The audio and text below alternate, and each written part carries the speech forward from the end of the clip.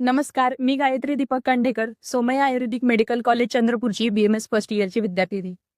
खरं तर BMS first इयरमध्ये प्रवेश घेतल्यानंतर आयुर्वेद हा आम्हाला फक्त एक अभ्यासक्रम वाटू लागतो.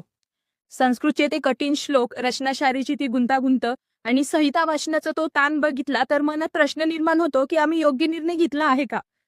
पण हळूहळू जसा इतिहास समजायला लागतो, तेव्हा समजते की आयुर्वेद हा फक्त एक अभ्यासक्रम नाही, तर ती एक परंपरा आहे.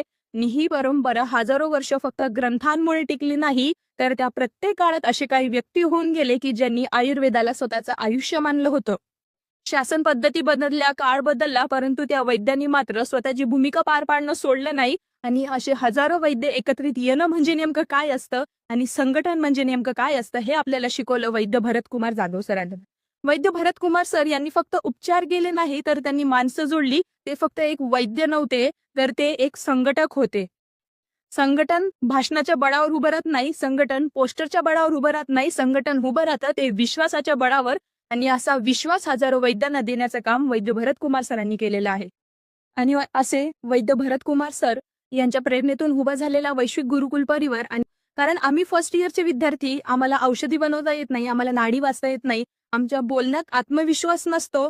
आणि कुठेतरी या कार्यक्रमामधून आम्हाला तो आत्मविश्वास भेटतो. कारण कोणीतरी म्हटलं आहे, पुस्तकं फक्त कसं करायचं किंवा कसं जगायचं ते सांगतात, परंतु माणसं कसं जगायचं किंवा काय करायचं ते करून दाखवतात.